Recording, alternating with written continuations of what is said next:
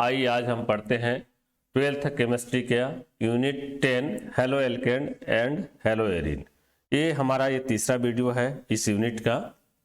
आज हम मुख्य रूप से देखेंगे हेलो एल्केन के भौतिक और रासायनिक गुण, physical and chemical properties of halo alkane. तो सबसे पहले देखते हैं भौतिक गुण क्या होता है, फिजिकल प्रॉपर्टीज। द्रव अवस्था में एल्किल हैलाइड रंगीन होते हैं, लेकिन ब्रोमाइड और आयोडाइड प्रकाश के संपर्क में रंगीन हो जाते हैं। गलनांक और क्वथनांक की बात करें इसकी, तो अणुभार बढ़ने के साथ साथ गलनांक और क्वथनांक बढ़ते जाते हैं, और इस प्रकार से आप एक समान प्रकार वाले में भी देख सकते हैं। देखिए, हम हैलाइड की बात करें, सभी में एल्किल मूलक समान है, हैलाइड, फ्लोराइड, क्लोराइड, ब्रोमाइड और आयोडाइड। हम समूह में ऊपर से नीचे जाते हैं हैलोजन परिवार में, तो इनका अणुभार बढ़ते जाता है। तो जैसे जैसे हैलाइड के अणुभार बढ़ते जाएंगे, गलनांक और क्वथनांक भी बढ़ते हैं। तो समान एल्किल मूलक के साथ भी जो है इस प्रकार से हम देख रहे हैं कि अणुभार बढ़ने के साथ गलनांक और क्वथनांक बढ़ते हैं। और समान हैलाइड के साथ देखें हम, तो समान हैलाइड में देखें तो कार्बन परमाणु की संख्या बढ़ेगा, मतलब अणुभार बढ़ते जाएंगे। मेथिल ग्रुप है, एथिल के साथ में, फिर जो है प्रोपिल ग्रुप के साथ है। तो समान हैलोजन हो जाए, लेकिन कार्बन परमाणु की संख्या बढ़ता जा रहा है, मतलब उसका अणुभार बढ़ेगा, तो गलनांक और क्वथनांक बढ़ते हैं। नोट है, समावयवी हैलाइड में, जो समावयवी हैलाइड आते हैं, तो वह हैलाइड जितना ज्यादा शाखित होगा उसका क्वथनांक उतना ही कम होगा। जितना ज्यादा शाखित होगा उतना ही कम होगा, क्योंकि अधिक शाखित होने पर अणु गोलीय रूप धारण कर लेते हैं, और गोलीय रूप का पृष्ठीय क्षेत्रफल सबसे कम होता है। पृष्ठीय क्षेत्रफल कम होने पर अणुओं के मध्य आकर्षण बल कम हो जाता है, जिससे क्वथनांक कम हो जाता है। तो ज्यादा शाखित एल्किल हैलाइड होगा तो उनका क्वथनांक कम होगा। नोट दूसरा है इसी में, अब एरिल हैलाइड के लिए लिया गया है। तो आर्थो, मेटा और पैरा डाइक्लोरोबेंजीन में पैरा डाइक्लोरोबेंजीन का गलनांक सबसे अधिक होता है। क्यों? क्योंकि पैरा डाइक्लोरोबेंजीन एक सममित अणु है, जिससे क्रिस्टल जालक में इसे अणु अच्छी तरह से समायोजित हो जाते हैं और गलनांक अधिक हो जाता है। देखिए, हम एक चित्र बनाते हैं, ये अब समझ रहे हैं हम लोग।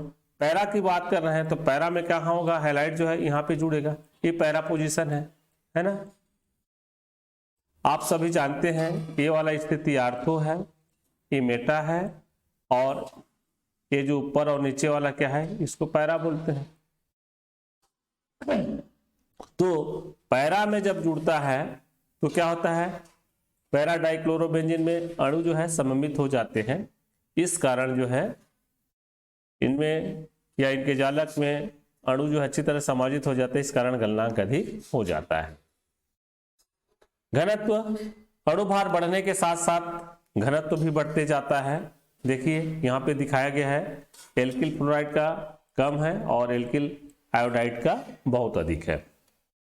विलेयता की बात करें तो ये जो है अल्पविलेय है, वैसे अविलेय भी मान सकते हैं आप, अल्पविलेय है इसलिए। इसका कारण यह है कि हाइड्रोजन बंध नहीं बनाते हैं। तो देखिए, एल्किल हैलाइड जल में अल्पविलेय होते हैं, क्योंकि जल के साथ हाइड्रोजन बंध नहीं बनाते हैं। इनके अणुओं में इतनी सामर्थ्य नहीं होती है कि जल के अणुओं के मध्य बनने वाले हाइड्रोजन बंध को तोड़ सके। हम लोग जानते हैं जल के अणु में हाइड्रोजन बंध रहता है, तो जल के अणु के हाइड्रोजन बंध को तोड़ने की क्षमता भी नहीं होती है, न ही जल के अणु के साथ ये हाइड्रोजन बंध बना सकते हैं। इस कारण इनकी विलेयता की बात करें हम, तो ये अल्पविलेय या अविलेय होती है, ये बोल सकते हैं।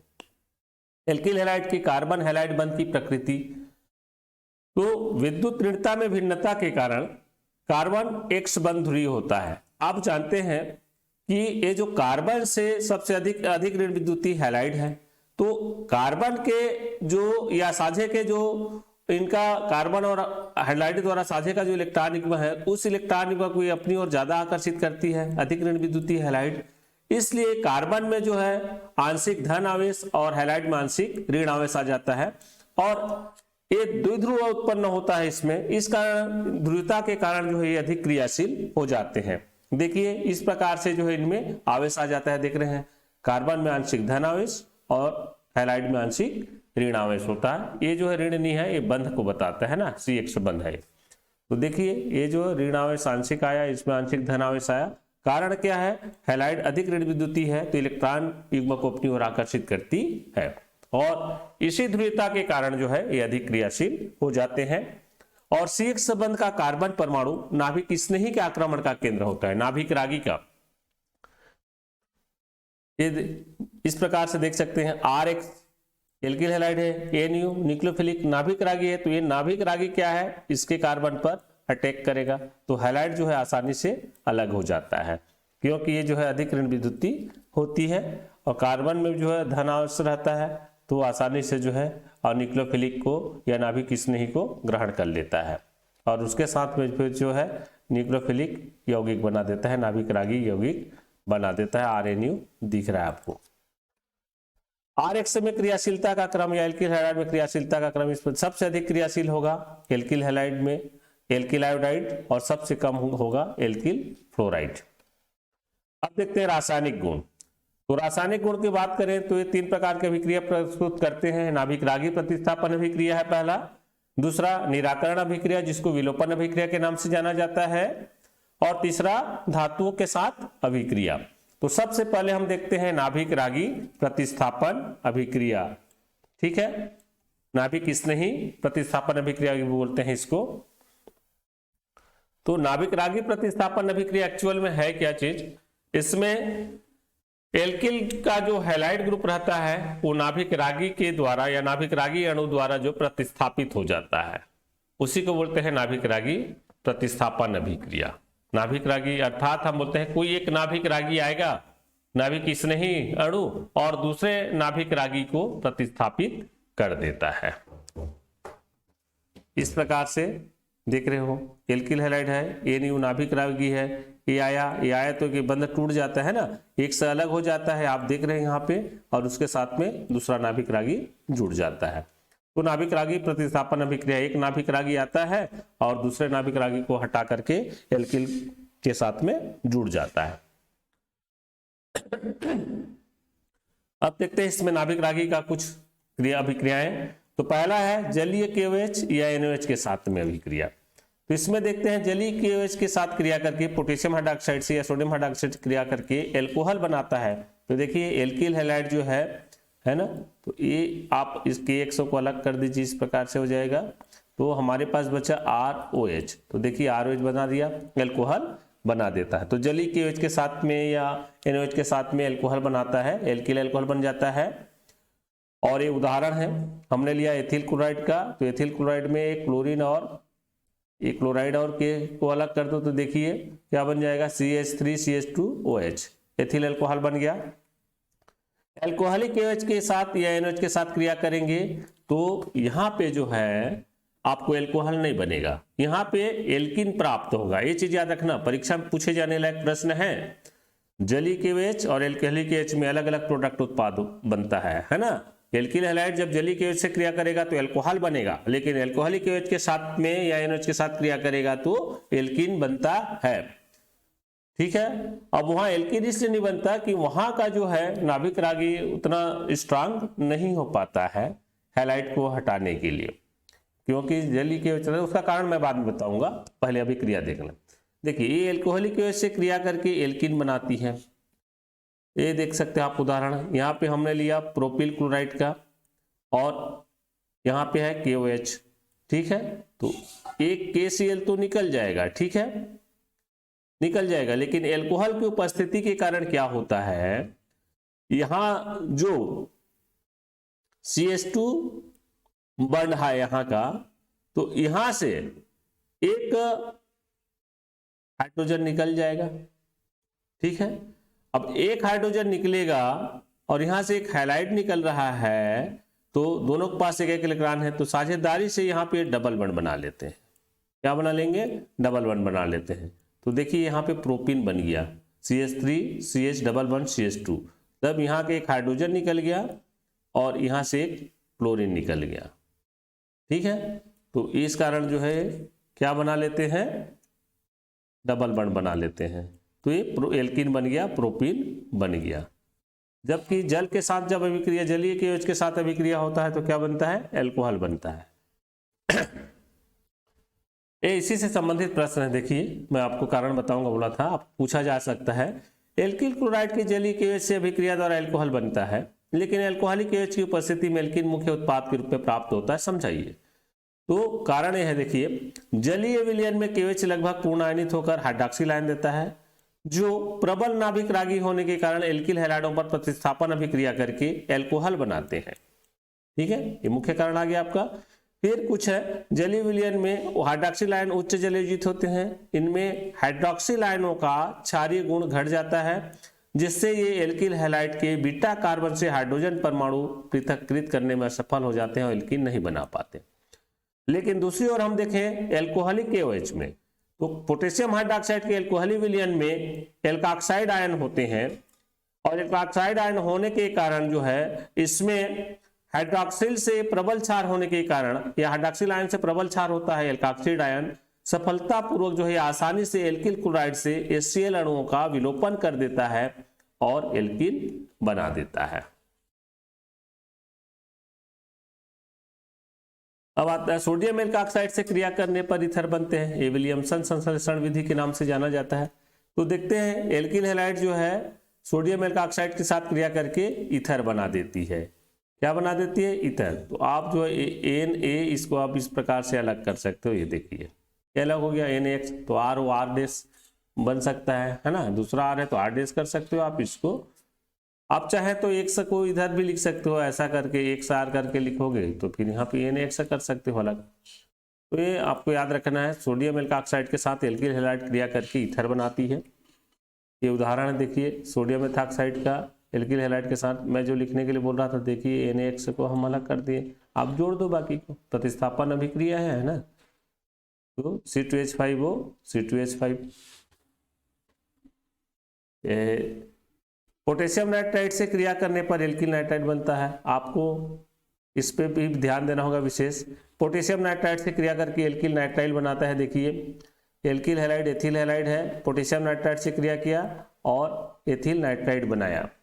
लेकिन यही जो है सिल्वर नाइट्राइड से क्रिया करता है तो नाइट्रो एल्केन बनाता है। ये दोनों रिएक्शन में अंतर समझे रहिएगा, कंफ्यूजन होता है इसमें।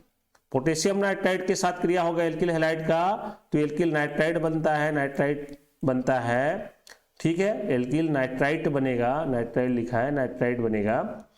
और सिल्वर नाइट्राइड हो गया, सिल्वर नाइट्राइड से क्रिया करेगा, सिल्वर नाइट्राइड से क्रिया करेगा तो नाइट्रो एल्केन बनता है। ये अंतर समझना आप। ये देखिए RXAG NO डबल बॉन्ड मतलब NO2 से क्रिया कर रहा है तो क्या बन गया, एल्किल नाइट्रो एल्केन बनता है ना। तो पोटेशियम नाइट्राइड के साथ में एल्किल नाइट्राइड बनेगा और सिल्वर नाइट्राइड के साथ अभिक्रिया करेगा तो नाइट्रो एल्केन बनेगा। इस चीज को आपको विशेष याद रखना है, ये उदाहरण के साथ आपको बताया गया है, देखिए ठीक है। तो C2H5NO2, तो ये आप जो है AgX को अलग कर दो जिस प्रकार से, यहाँ भी इस प्रकार से आप लिखते हो कॉपी में तो इस प्रकार से कर दीजिएगा, आपको जो है समझ में आ जाएगा कौन निकल रहा है कौन जुड़ रहा है तो क्या प्रोडक्ट बन रहा है। अब आता है कार्बोक्सिलिक अम्ल के सिल्वर लवण या सिल्वर एल्केनेट जिसको बोला जाता है, से क्रिया करने पर एस्टर बनता है। ये हुंसडीकर विधि के नाम से जाना जाता है। देखिए सिल्वर एल्केनेट दिया गया है RCOAG और एल्किल हैलाइड RX है हमारा, तो इससे क्रिया करता है तो आप जो है यहाँ पे इसको AgX को अलग कर दो। ये देखिए तो RCOO R' कर सकते हो, इसको R' लिखेंगे तो यहाँ पे R' कर दो, अगला समझने के लिए कौन सा वाला आ रहा है तो।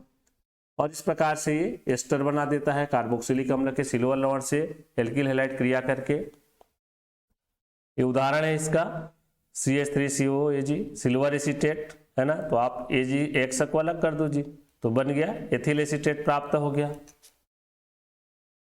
फिर अमोनिया से क्रिया करने पर एमीन बनाता है RX, देखिए तो यहाँ पे जो है आप HX को अलग कर दो, ये अमोनिया है NH3, हमने चूंकि यहाँ से अमोनिया से हाइड्रोजन निकलता है तो H को अलग कर दिया, X के साथ जाता है करके इस प्रकार से, तो RNH2 एमीन बना दिया।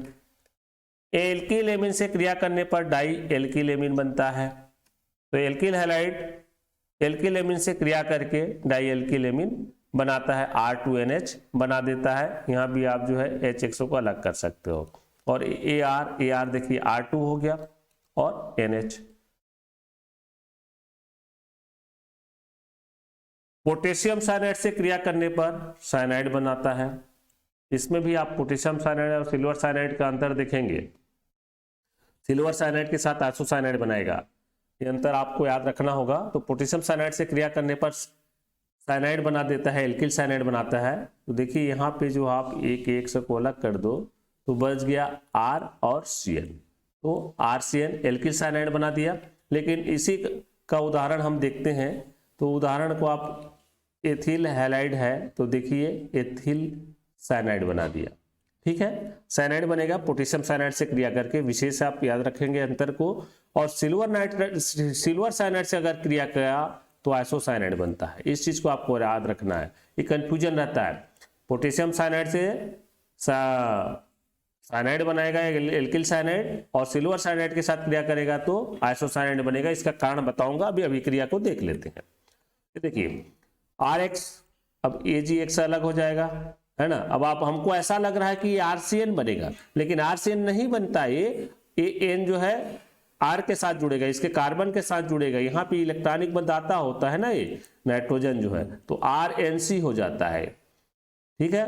AgX फिर बनता है सह उत्पाद। ये उदाहरण देखिए, एथिल हैलाइड में हमने लिया, तो ये आप जो है सिल्वर हैलाइड को अलग कर दो तो ऐसा लग रहा है कि एथिल साइनाइड बनेगा, जैसे इसमें हम देखते थे KCN वाला में, पर ऐसा नहीं है।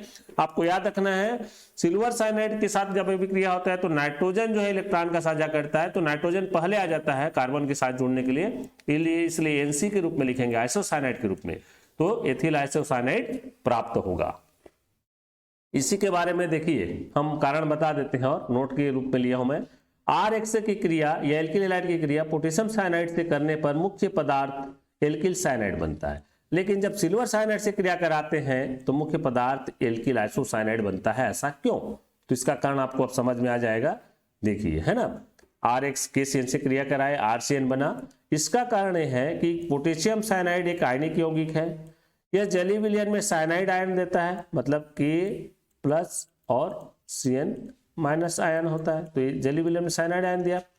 और साइनाइड उभयदंती नाभिक इसमें ही है, अर्थात इसमें कार्बन और नाइट्रोजन दोनों ही लोन पेयर प्रदान कर सकते हैं। उभयदंती मतलब जिसमें कार्बन भी इलेक्ट्रॉनिक वो प्रदान कर सकता है और ये भी प्रदान कर सकता है, तो नाइट्रोजन दोनों ही इलेक्ट्रॉन, दोनों ही lone pair of electron, lone pair electron लिखना है यहाँ पे, लोन पेयर इलेक्ट्रॉन प्रदान कर सकते हैं, इसलिए उभयदंती है।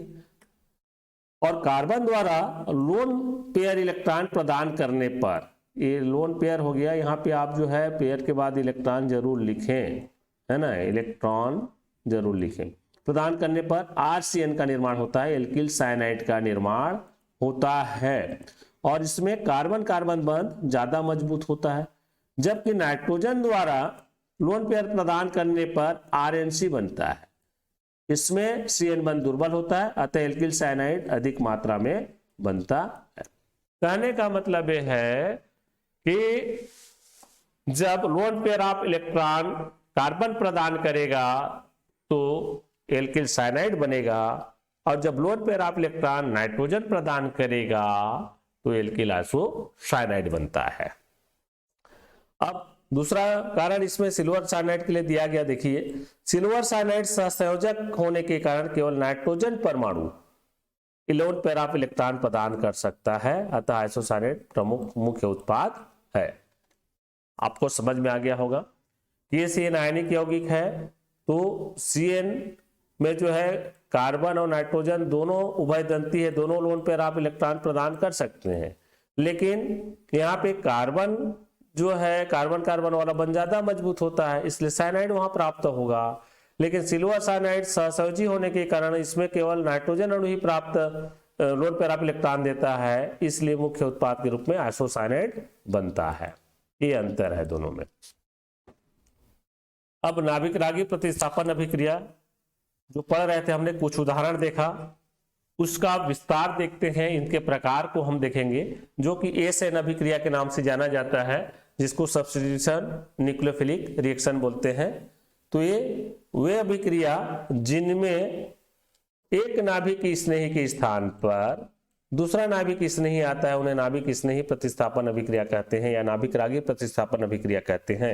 मैं पहले भी बता दिया हूं आपको, एक नाभिक रागी के जगह में दूसरा नाभिक रागी आता है, उसको प्रतिस्थापित कर देता है, हटा देता है, स्वयं उसका जगह ले लेता है, नाभिक रागी प्रतिस्थापन अभिक्रिया है।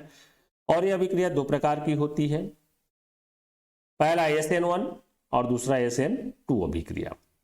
तो पहला देखें SN1 अभिक्रिया, या इसको एक आणुक नाभिक रागी प्रतिस्थापन अभिक्रिया के नाम से जाना जाता है। ये क्या होता है? तो अभिक्रिया का केवल एल्किल हैलाइड की सांद्रता पर निर्भर हो, अभिक्रिया का वेग जो है, देखो अभिक्रिया का वेग केवल एल्किल हैलाइड की सांद्रता पर निर्भर हो, तो नाभिक स्नेही के सांद्रता पर निर्भर नहीं होता है, तो उसे SN1 अभिक्रिया कहते हैं।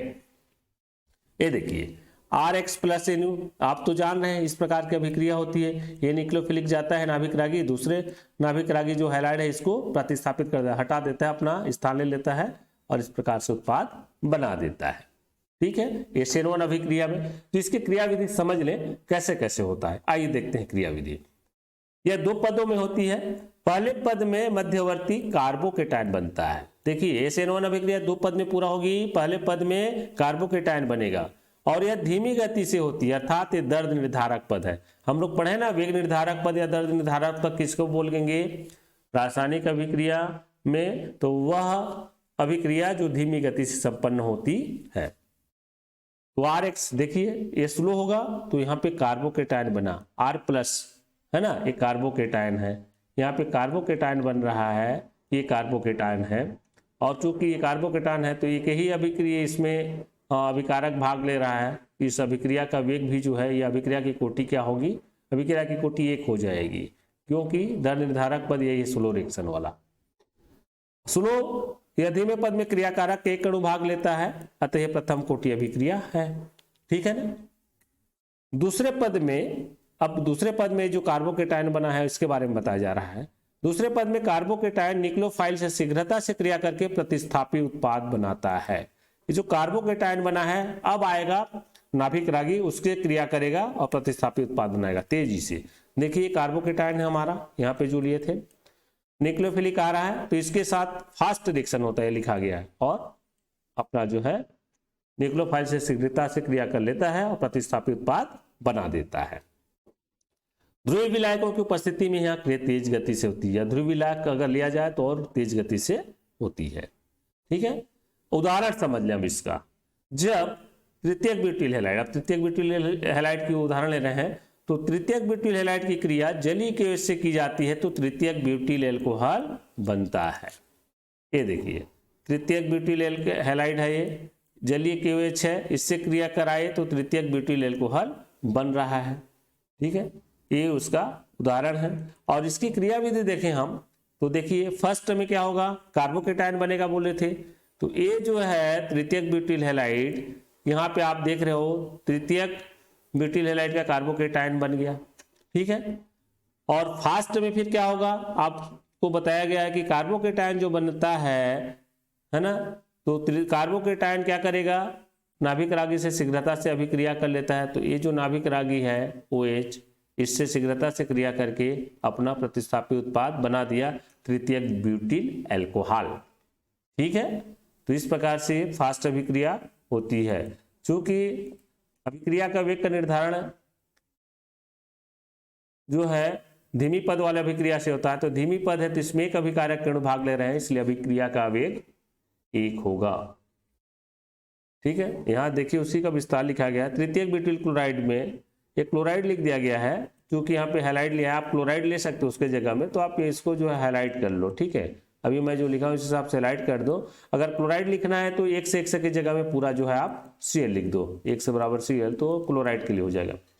तृतीय कार्बोकेटायन बनता है, एक कार्बोकेटायन बना हुआ आप देख रहे हैं, जो कि 2 डिग्री और 1 डिग्री कार्बोकेटायन से अधिक सही होता है। अतः 3 डिग्री हैलाइड में SN2 अभिक्रिया तेज गति से होती है, इसलिए SN अभिक्रिया की वेग का घटता क्रम इस प्रकार से होगा, तृतीयक ब्यूटिल हैलाइड, फिर द्वितीयक ब्यूटिल हैलाइड, फिर 1 डिग्री ब्यूटिल हैलाइड, यह प्राथमिक ब्यूटिल हैलाइड।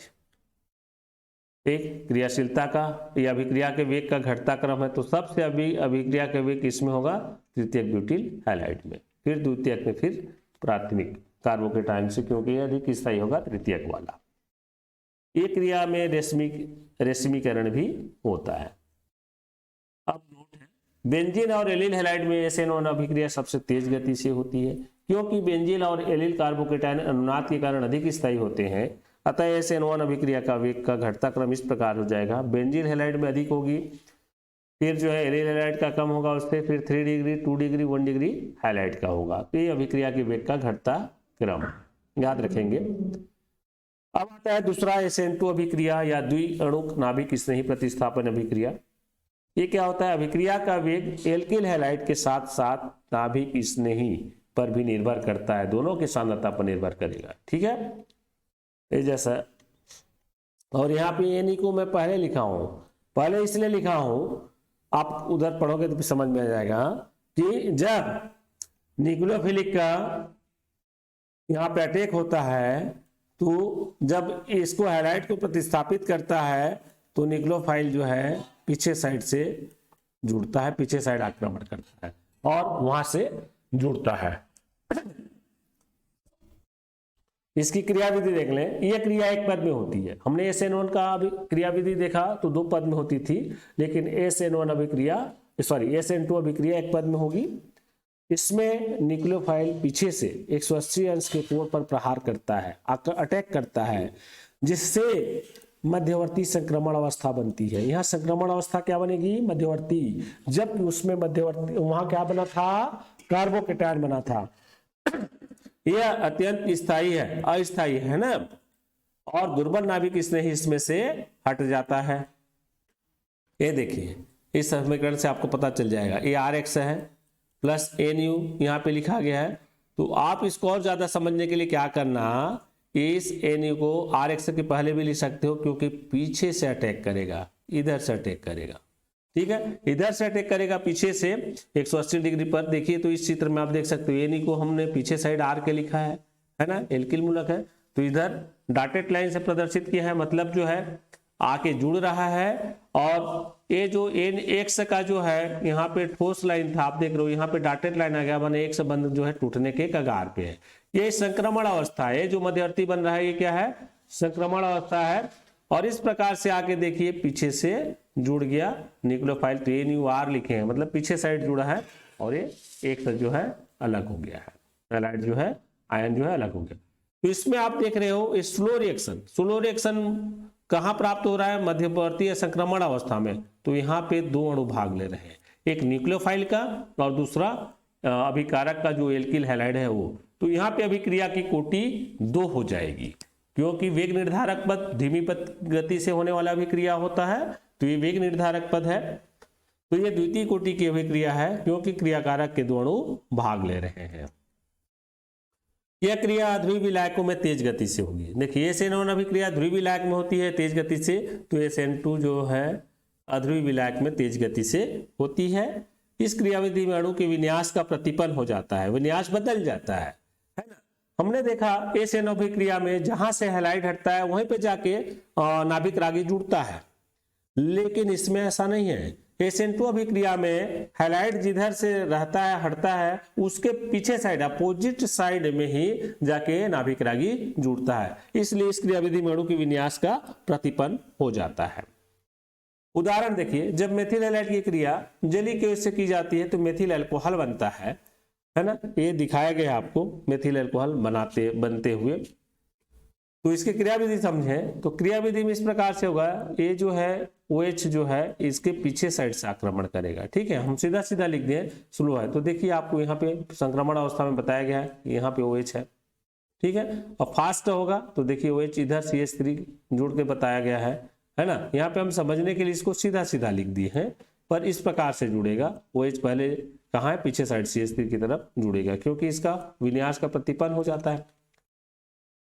अब नोट है, 3 डिग्री हैलाइड में SN2 अभिक्रिया सबसे धीमे वेग से होती है, क्योंकि 3 डिग्री हैलाइड में 3 एल्किल समूह के कारण नाभिक स्नेही को पीछे से प्रहार करने में अधिक त्रिविम बाधा का सामना करना पड़ता है। अतः SN2 अभिक्रिया के वेग का जो घटता क्रम इस प्रकार से हो जाएगा, है ना। तो अभिक्रिया का वेग सबसे अधिक किसमें होगा? 1 डिग्री में, फिर 2 डिग्री में और 3 डिग्री में अभिक्रिया का वेग सबसे कम होगा। दोनों प्रकार की क्रिया विधियों के लिए समान एल्किल समूह होने पर अभिक्रिया के वेग का घटता क्रम इस प्रकार से होगा, है ना। दोनों प्रकार की समान एल्किल समूह है, हैलाइड अलग अलग है, तो आयोडाइड वाले में ज्यादा होगा, फिर ब्रोमाइड, फिर क्लोराइड, फिर क्लोराइड का ये घटता क्रम। अब है दूसरा विलोपन अभिक्रिया, जिसको विहाइड्रोजनन या विहाइड्रोहैलोजनीकरण के नाम से भी जाना जाता है। इस अभिक्रिया में क्या होता है, जब बीटा हाइड्रोजन परमाणु युक्त हेलो एल्केन को एल्कोहलिक OH के साथ गर्म किया जाता है तो बीटा कार्बन से हाइड्रोजन परमाणु और अल्फा कार्बन से हैलोजन परमाणु विलोपित हो जाता है, निकल जाता है। यहां पे शर्त वही है कि हेलो एल्केन, ऐसा वाला हेलो एल्केन लेंगे हम जिसमें बीटा हाइड्रोजन परमाणु हो और एल्कोहलिक OH के साथ गर्म करेंगे तो बीटा कार्बन से हाइड्रोजन निकलेगा, अल्फा कार्बन से हैलोजन निकलेगा। वैसे भी हैलोजन जहां रहेगा हम उसको अल्फा नामकरण ही करते हैं। ये देखिए उदाहरण से यहां पे आप देख सकते हैं, ठीक है, ये अल्फा बीटा ये गलत लिखा गया है, यहाँ पे थोड़ा सा चेंज होगा। ये CH3 CH2Cl है, एथिल क्लोराइड है। अब इसमें से अल्फा कार्बन जिसमें से हैलाइड जुड़ा हुआ है तो यहां से जुड़ा हो तो ये अल्फा कार्बन होगा, ये वाला कार्बन। तो इस कार्बन से क्या निकलेगा? Cl निकल जाएगा, ये निकल जाएगा। और ये जो सेकंड वाला है ये बीटा कार्बन है, तो बीटा कार्बन से क्या निकलेगा? हाइड्रोजन निकलेगा, तो एक हाइड्रोजन निकल जाएगा, तो यहाँ पे क्या बच जाएगा? 2 हाइड्रोजन बचेगा, ये 2 बच जाएगा। इसी को हमने यहाँ पे देखिए लिखा है CH2 और यहाँ पे डबल बॉन्ड CH2, क्योंकि दोनों में से एक परमाणु निकला तो दोनों का एक इलेक्ट्रॉन शेष रहा और वो इलेक्ट्रॉन जो है बॉन्डिंग कर लिया, तो CH2 डबल बॉन्ड CH2, अर्थात बीटा विलोपन अभिक्रिया भी बोल सकते हो आप इसको, बीटा हाइड्रोजन विलोपन अभिक्रिया भी बोल सकते हैं। बीटा कार्बन से हाइड्रोजन निकल रहा है, ठीक है। आप इस पे ध्यान मत दीजिए, ये अल्फा होगा और ये बीटा कार्बन होगा। अब एल्किल हैलाइड एक सेटजेफ नियम आता है, सेटजेफ ने एक नियम दिया है ना कि अभी हमने देखा कि बीटा कार्बन से हाइड्रोजन निकलेगा, अगर 2 बीटा कार्बन हो जाए तो कहां से हाइड्रोजन निकलेगा, तो उसके आधार उसके लिए नियम दिया इन्होंने सेटजेफ ने, या जेटसेफ का नियम भी बोल सकते हैं इसको। एल्किल हैलाइड के विहाइड्रोहैलोजनीकरण में एक से अधिक बीटा कार्बन हो तो द्विबंध बनने पर उस बीटा कार्बन से हाइड्रोजन निकलेगा जिसमें हाइड्रोजन की संख्या कम होती है, जिसमें हाइड्रोजन की संख्या कम होगा उस बीटा कार्बन से हाइड्रोजन निकलेगा। ये देखिए उदाहरण देखिए, 2 ब्रोमोपेंटेन का हमने लिया, अब यहाँ पे ब्रोमाइड जुड़ा हुआ है तो इसको अल्फा कार्बन दिए, बिल्कुल सही है, ये अल्फा कार्बन हो गया, ये बीटा कार्बन हो गया और इधर भी बीटा कार्बन, दोनों तरफ बीटा कार्बन है। एक में था तो दिक्कत नहीं था, अब 2 है तो दो बीटा कार्बन वाला रहेगा तो हाइड्रोजन कहां से निकलेगा? जिसमें हाइड्रोजन परमाणु की संख्या कम होगी। तो आप इस बीटा कार्बन में देख सकते हो CH2 और इसमें CH3 है, तो हाइड्रोजन ये जो लेफ्ट साइड वाला बीटा कार्बन है इसमें हाइड्रोजन परमाणु की संख्या कम है, 2 है, तो यहां से हाइड्रोजन निकलेगा। यहां से हाइड्रोजन निकलेगा तो उत्पाद कैसे बनेगा? इस प्रकार से बनेगा, आप जो है समझ सकते हैं। ये देखिए हाइड्रोक्सिल आयन का आ रहा है, तो इस बीटा कार्बन से हाइड्रोजन निकालेंगे और ये ब्रोमीन को निकालेंगे, ये जो ब्रोमाइड है निकल जाएगा, तो एक इलेक्ट्रॉन बचेगा जिनके बीच में डबल बॉन्ड बनेगा। तो देखिए यहाँ पे है ना, ये डबल बॉन्ड बना है, CH3 CH2 में कोई छेड़खानी नहीं है, फिर CH2 था, ये जो है यहाँ पे CH हो गया, एक हाइड्रोजन निकल गया, फिर डबल बॉन्ड CH हो गया क्योंकि एक ब्रोमाइड जो है निकल गया है, ब्रोमाइड है तो, और CH3 बचा, लिख दिए। तो जेटसेफ का नियम वही बोलता है कि यदि एल्किल हैलाइड में एक से अधिक बीटा कार्बन हो तो उस बीटा कार्बन से हाइड्रोजन निकलेगा जिसमें हाइड्रोजन परमाणु की संख्या कम होती है। ये जो है मुख्य उत्पाद के रूप में प्राप्त होगा। अल्प उत्पाद के रूप में उसका अपोजिट प्राप्त होता है, 19% लिखा है, देखिए ये जो है, ठीक है। धातुओं से क्रिया देखें अब एल्किल हैलाइड की, एल्किल हैलाइड की धातु से क्रिया होने पर क्या क्या होता है। तो पहले देखें ग्रिग्नार्ड अभिकर्मक, ग्रिग्नार्ड अभिकर्मक या ग्रिग्नार्ड अभिकर्मक बोलते हैं ना। तो एल्किल हैलाइड को शुष्क ईथर की उपस्थिति में मैग्नीशियम धातु से क्रिया कराने पर एल्किल मैग्नीशियम हैलाइड प्राप्त होता है। ये देखिए एल्किल हैलाइड RX Mg से क्रिया कराए ड्राई ईथर शुष्क ईथर की उपस्थिति में, तो योग अभिक्रिया प्राप्त दे रहा है ये RMgX। इसी को बोला जाता है ग्रिग्नार्ड अभिकर्मक या ग्रिग्नार्ड अभिकर्मक भी बोलते हैं, ठीक है। ये अगर हम एथिल ब्रोमाइड लिए, मैग्नीशियम के साथ क्रिया किया कराए शुष्क ईथर की उपस्थिति में, तो एथिल मैग्नीशियम ब्रोमाइड बना। ये ग्रिग्नार्ड अभिकर्मक है। नोट है इसमें, ग्रिग्नार्ड अभिकर्मक अत्यधिक क्रियाशील होता है, इस कारण जलीय अवस्था में हाइड्रोकार्बन में परिवर्तित हो जाता है, अतः इसे निर्जलीय या ईथर में रखा जाता है। इसको शुष्क रखा जाता है, जलीय अवस्था में हाइड्रोकार्बन में परिवर्तित हो जाएगा, एल्केन बना लेते हैं ना, इसलिए इसको निर्जल रखा जाता है या ईथर में रखा जाता है। ये देखिए, ये क्या किया, जल से क्रिया कर लिया, नमी से क्रिया कर लेते हैं ना, और RH बना दिया, मतलब एल्केन बना दिया, इस कारण इसको अलग रखा जाता है। शुष्क रखा जाएगा या ईथर में रखा जाता है। वुड्ज अभिक्रिया, तो जब एल्किल हैलाइड की क्रिया सोडियम के साथ शुष्क ईथर की उपस्थिति में की जाती है तो उच्च कार्बन वाली एल्केन बनती है। इसमें मेथेन नहीं बनेगा, एल्केन से स्टार्ट होगा, है ना। तो देखिए, हमने ग्रिग्नार्ड अभिकर्मक मैग्नीशियम से क्रिया किया एल्किल हैलाइड, तो ग्रिग्नार्ड अभिकर्मक बना। लेकिन जब एल्किल हैलाइड को सोडियम के साथ अभिक्रिया करा जाए वही शुष्क ईथर की उपस्थिति में, तो उच्च कार्बन वाली एल्केन बनता है। ये देखिए, दो यहाँ पे याद रखना, यहाँ पे जो एल्किल हैलाइड है इसका 2 मोल लेते हैं, तो आप यहाँ पे लिख सकते हो, जब 2 मोल एल्किल हैलाइड की क्रिया, कम से कम 2 मोल एल्किल हैलाइड रहेगी, ठीक है, तो उसकी अभिक्रिया कराएंगे। तो 2 मोल लिया गया है, देखिए, तो ये जो है NaX अलग हो जाएगा और 2R लिखा, तो इसको RR भी लिख सकते हैं। आप चाहो तो इस अभिक्रिया को ऐसा भी लिख सकते हैं, मैं बता दे रहा हूँ, है ना, कि RX प्लस 2Na, अब 2 मोल रहे हैं तो संतृप्त के लिए लगता है 2 मोल रहेगा, प्लस यहाँ पे XR करके, ऐसा समझने के लिए आप कर सकते हो। तो ये देखिए 2NaX ये अलग हो गया, बचा क्या उत्पाद हमारा, RR।